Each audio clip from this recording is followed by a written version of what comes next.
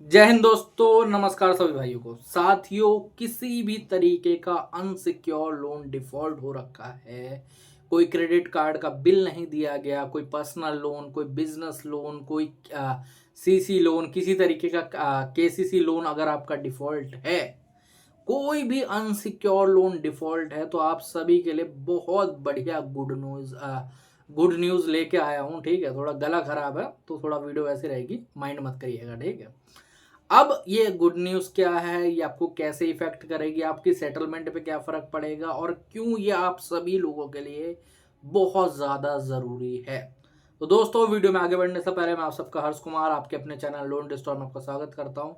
Loan संबंधित कोई भी दिक्कत परेशानी है, कॉल्स बहुत ज़्यादा आ रही हैं, कॉल फॉरवर्डिंग की सेवा लेना चाहते हो, रिकवरी वाले बहुत ज़्यादा परेशान कर रहे हैं, डेली घर पे आ रहे हैं, होम विजिट्स हो रही हैं, उनको रुकवाना है, या फिर ऐसी कोई भी परेशानी आपको लोन रिलेटेड आ रही है, तो ऊपर नंबर आ रहा है, व्हाट्सएप पर हमें मैसेज कर सकते हो, व्हाट्सएप के माध्यम से हमसे जुड़ सकते हो। ठीक है, अब मेन पॉइंट पे आ जाते हैं। साथियों, ये गुड न्यूज़ क्या है? तो इस गुड न्यूज़ का नाम है JFM। जी हाँ, जनवरी फरवरी मार्च। जिन भी भाइयों का अभी लोन एनपीए हो चुका है या फिर राइट ऑफ हो चुका है और वो सेटलमेंट की तलाश पे है, और उनको बैंक वाले बार बार कह रहे हैं कि हमारी जो बैंक है वो 50% में सेटलमेंट करती है, 40 में करती है, उससे नीचे जाती ही नहीं है। तो मैं आप सभी को बता देना चाहता हूँ, जो JFM है, ठीक है, जो अपना जनवरी फरवरी मार्च का मंथ चलता है, उसके अंदर 10% के अंदर भी सेटलमेंट होती है। जी हाँ, जो सबसे अच्छी सेटलमेंट मैंने अब तक करवाई है वो हमारा एक लैंडिंग कार्ड करके आता था पहले, अभी आता है कि नहीं आता मेरे को नहीं पता, एनबीएफसी थी। ठीक है, उस ऐप की सेटलमेंट, उस एनबीएफसी की सेटलमेंट हुई थी 10 लाख रुपए के लोन की लमसम सेटलमेंट, 80,000 कुछ समथिंग के अंदर हुई थी, 10 लाख से ऊपर ही था अमाउंट। ठीक है, तो 8% से भी कम बन रहा था। तो आप लोग सोच के देख लो, जनवरी फरवरी मार्च एक तरीके से बैंकिंग का जो सेक्टर है उसके लिए दिवाली है। इन 3 महीनों के अंदर क्या होता है कि जो रिकवरी एजेंट्स हैं उनकी जो कमीशन है बहुत ज़्यादा गिरा दी जाती है। सिंपली बात है, जैसे अगर उनको पहले एक लोन सेटल करने पे, 1 लाख के लोन सेटल करने पे उनको 5,000 10,000 रुपये मिल रहे होते थे, तो अब उनको मिलेंगे 2,000 रुपये। जी हाँ, अब उनको लाख रुपए का लोन सेटल करने पे, लाख रुपए अमाउंट बता रहा हूँ, लाख रुपए का लोन नहीं, जैसे मान लो 10 लाख का लोन था, उन्होंने 10% में सेटलमेंट करवाई 1 लाख रुपए में, तो उनको सिर्फ और सिर्फ कमीशन 2,000 रुपये मिलेगी। बट साल का एंड है, आप सभी को पता है कि 31 मार्च को फाइनेंशियल ईयर एंड होता है। ठीक है, सभी लोगों के लिए बैंकिंग का सेक्टर क्लोज होता है, वहां पर सारे उनको रिकॉर्ड्स डाटा सब कुछ देना पड़ता है, आरबीआई को भी, अपने इन्वेस्टर्स को भी, और जो नॉर्मल डिपॉजिटर है बैंक के अंदर या फिर एनबीएफसी के अंदर, उनको भी ये चीज़ें दिखानी पड़ती है कि भाई साहब हमारा प्रॉफिट इतना हुआ है, लॉस इतना हुआ है, इतने लोन्स हमारे डिफॉल्ट में जा चुके हैं, इतने लोन हमारे एनपीए हो रखे हैं, इतने राइट ऑफ हो रखे हैं, समझ रहे हो। बट इसके अंदर एक चीज़ मिसिंग रहती है, सेटलमेंट, कितने लोन सेटल हुए, कितना फंड आया, वो प्रॉफिट में काउंट हो जाता है, तो इसलिए ये लोग बच जाते हैं।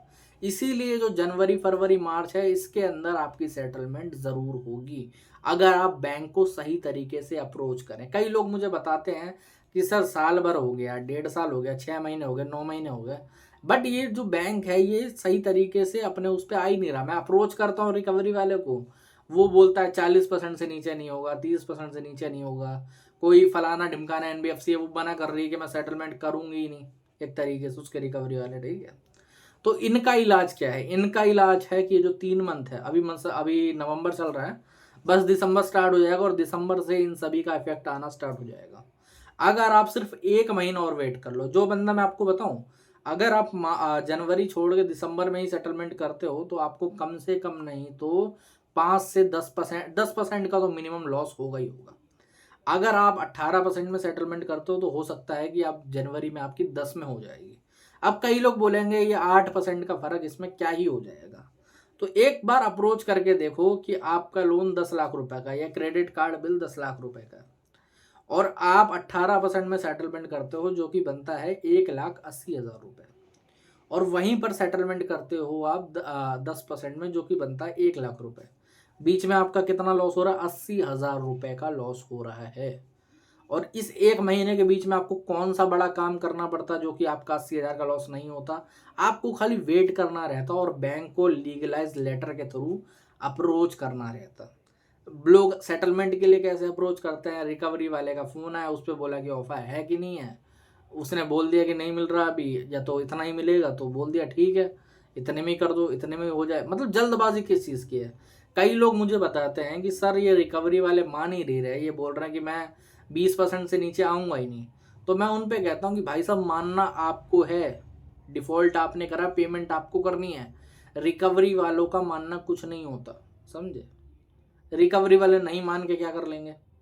रिकवरी के अगर एजेंट की या कॉल्स की धमकी देते हैं तो आप कंप्लेंट्स वगैरह कर दो, रुक जाएगा। लीगल में इतना जल्दी कुछ होता नहीं है, समझ रहे हो। ओके, तो होता क्या है, बस कुछ नहीं है, आप लोग अपने ही माइंड के गुलाम बने बैठो सेटलमेंट के रूप में, समझ रहे हो। जल्दबाजी के चक्कर में फेक सेटलमेंट करवा रहे हो। एक किस्सा मैं आप लोगों को बताता हूँ। मेरे एक क्लाइंट क्या बोलोगे, समझ रहे हो, एक तरीके से एक सब्सक्राइबर थे, ठीक है, बाद में वो क्लाइंट बने। उनका हमने थोड़ा उनका इलाज भी करवाया सही तरीके से। अब वो उसमें है। हुआ क्या था कि इन्होंने एक बहुत नामी गिरामी बैंक है, ठीक है, उससे इन्होंने सेटलमेंट के लिए अप्रोच करा, रिकवरी वाले ने अप्रूव कर दिया। अब हुआ क्या, इनको लेटर इशू करा गया, ये बैंक में भी गए, वहाँ पर जाके पेमेंट भी करके आए ऑनलाइन तरीके से। बट बाद में पता चला कि जल्दबाजी के चक्कर में, ठीक है, उस सेटलमेंट लेटर पे 2,80,000 रुपये एक्चुअली में था, बट उन्होंने एडिट करके उसको 2 सामने से हटा दिया और 80 रहने दिया, 80,000 कुछ रहने दिया। अब क्लाइंट ने 80,000 रुपये जाके वहाँ पर पे कर दिए। ओके, अब इतना पढ़े लिखे थे नहीं, ज़्यादा वेरीफाई वगैरह करवाया नहीं है, समझ रहे हो। मतलब जैसे मेल वगैरह करा तो वहाँ से कोई रिप्लाई आया नहीं उनका। बैंक में उन्होंने पूछा कि मेरे को पेमेंट करनी है 80,000 रुपये की, रिकवरी वाले से बात करवा दी, रिकवरी वाले ने कुछ बोल दिया, बस हो गई पेमेंट। पेमेंट के बाद 1-2 महीने तक तो इनको कॉल नहीं है, क्योंकि जो इनकी EMI थी वो कम थी, 30,000 के अंदर ही थी, तो इनको 2 महीने तक तो कॉल नहीं है। 2 महीने के बाद फिर रिकवरी वाले परेशान करने लगे इन्हें कि आप पेमेंट करो, ये करो, फलाना ढिमकाना। क्लाइंट फिर मुझसे जुड़ा, बताया कि सर मैंने पेमेंट वगैरह कर रखी, ये रहा मेरा लेटर वगैरह। तो उस बैंक के अंदर ना एक हायर अथॉरिटी मेरे जानने वाले थे, तो मैंने उनको लेटर भेजा। पहले तो वो बहुत जेन्युइन लेटर लग रहा था, आप समझ के देखो एक तरीके से, ठीक है, बहुत जेन्युइन लेटर लग रहा था। ऑनलाइन भी और ऑफलाइन भी एक कॉपी दी गई थी, तो दोनों में बहुत ही जेन्युइनली लग रहा था कि हाँ ये रियल है, समझे। तो मैंने बोला ठीक है, आप एक बार उनसे अप्रूव करवाया। तो उन्होंने बोला कि जी लेटर तो ये रियल है, लेकिन इसमें अमाउंट गलत लिखा हुआ है, ये 2,80,000 रुपये में सेटलमेंट होनी थी। फिर मैंने पता करा कि ये पेमेंट जो करी गई वो कहाँ गई है। तो उन्होंने बोला कि ये जो पेमेंट है ये लोन के अंदर जुड़ गई, EMI कट गई उससे। तो अब जो क्लाइंट है वो बेचारा बहुत परेशान हो रहा है कि अब क्या करा जाए, क्या होगा, फलाना ढिमकाना, ये वो।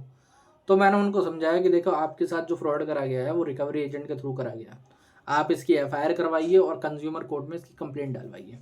दोनों चीज़ें करवाइए। FIR करवाने के बाद हुआ क्या कि जो रिकवरी एजेंट है वो 2 दिन रहा भी है जेल में, उसके बाद उसकी बेल वगैरह हुई थी, और बाकायदा जो अमाउंट दिया गया था 80,000 रुपये उसको रिफंड करवाया गया था लोन से, ठीक है।